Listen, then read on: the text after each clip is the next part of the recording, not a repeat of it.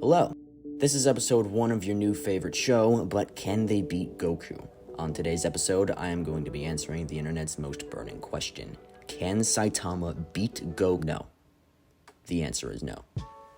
I'm going to be going in depth about this widely debated topic, and I am probably summoning a mass mob of Saitama stands with every word I speak. I'm going to go by category, so we might as well start with my favorite. Strength and attack potency. Let's start with Saitama. In Saitama's fight with Boros, Saitama uses his serious punch attack to counter Boros' strongest attack, the Collapsing Star Rolling Cannon. Now, there are 3 ways to interpret this feat. In the manga, Boros states that the attack would wipe Saitama out together with the surface of the planet. So if we go by manga, this feat is multi-continental.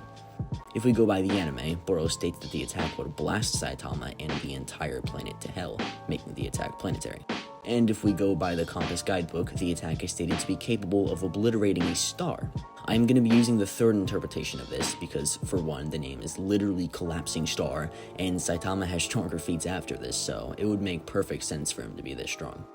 Later, during Saitama's final fight with Garo, he is shown destroying one of Jupiter's moons with 4 fingers with relative ease. He then sneezes away a massive portion of Jupiter, revealing its core completely on accident. And then comes his biggest strength feat. Garo copied the Serious Punch attack from Saitama and used it against him, resulting in them clashing fists with the Serious Punch Squared move. This clash resulted in a massive void being created in space. With this clash of fists, Saitama and Garo destroyed billions of stars in the galaxy, which is a galactic to multi-galactic feat. Now that we have Saitama's strength out of the way, let's do Goku's strength. I only need 1 feat for this one, and it's Goku and Beerus' fist clash. When Goku and Beerus clashed fists, it endangered the entire Universe 7 macrocosm. This is proven by Elder Kai's statement. If those two clash against each other like this a few more times, people, planets, gods like us, even Beerus and Goku will be completely destroyed. There will be nothing left in the universe. It will turn into a vacuum made of nothingness. Now let's go over the true magnitude of this feat by scaling the cosmology, just to see what Goku was threatening. I'm going to put the scans on the screen, but you're just going to have to pause to read them if you'd like.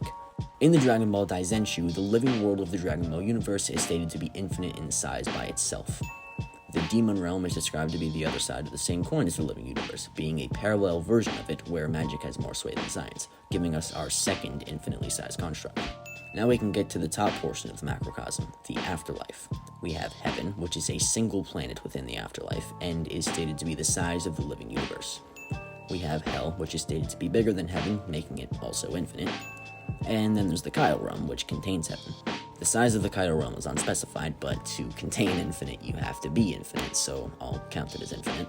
Then there's Enma's Realm, which is the waiting point between Heaven and Hell, which is the same size as both the Kyle Realm and Hell. Also, everything in the other world that I just talked about is dimensionally transcendental of the living world. Lastly, we have the Kaioshin Realm, not to be confused with the Kaio Realm, the realm that orbits around the macrocosm and is stated to be 1/10 the size of it. And, common sense, a fraction of infinity is still infinity. I hope you've been paying attention to that infinite counter on the top left of your screen, as it's very important. This all gets the cosmology to complex to high complex multiversal, which Goku threatened with a punch, while not at full power. So to start, Saitama has galaxy level attack potency, while Goku has high complex multiversal attack potency. Now let's do speed. Again, Saitama first. This is totally stupid, but still a valid feat. Saitama lets out a fart that allowed him to travel across the solar system in seconds. I really don't have to get into the mechanics of it, but that gets him to roughly faster than light speed. And then there's Goku. In the Tournament of Power, Jiren is stated by Vaders to be transcendent of time, and Goku later speed blitzed Jiren, meaning Goku was also transcendent of time, granting him irrelevant speed. Durability.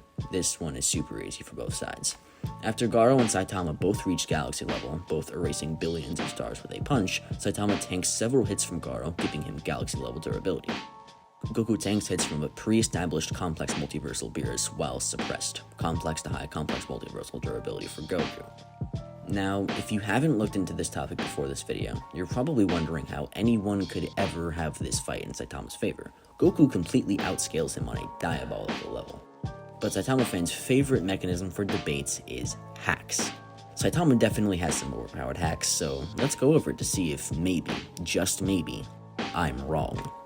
Firstly, Saitama can time travel, which Goku cannot do. so it's a possibility that Saitama could travel back in time and beat up Kid Goku to win the fight before it ever started.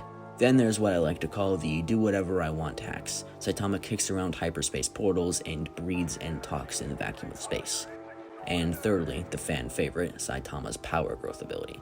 Saitama can raise his power on command to defeat any opponent, as shown in this scan where he multiplies his power by roughly 15 times in order to defeat Gaara, meaning Saitama could simply raise to Goku's level mid-fight in order to defeat him. Now, let me tell you why all of that was bullcrap, and I am never wrong. Saitama's hacks are insanely overpowered. I could agree on that, but everything goes back to the scaling. How could Saitama time travel to before the fight if Goku speed blitzes him and kills him before he could conjure the thought?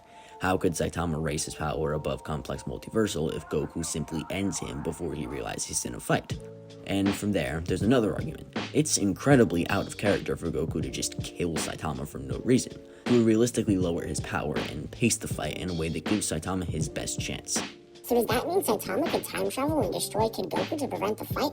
No, time travel doesn't work like that in the Dragon Ball universe. Saitama would just be creating a new timeline. He would return to see Goku still standing there.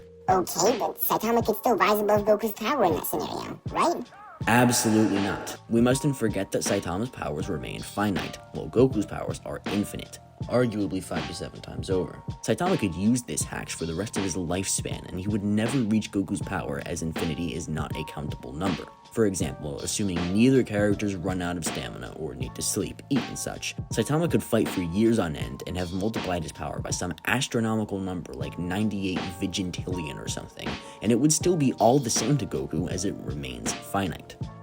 So in conclusion, Goku violently obliterates Saitama in every imaginable scenario, and every argument I've seen stating otherwise has been completely stupid.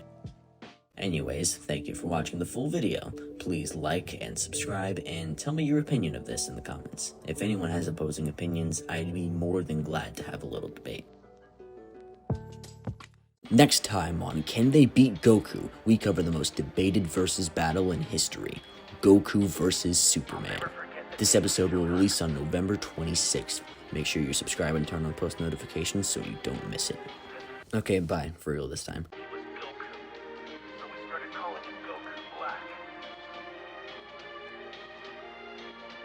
Down on all of us and said he was going to exterminate the human race.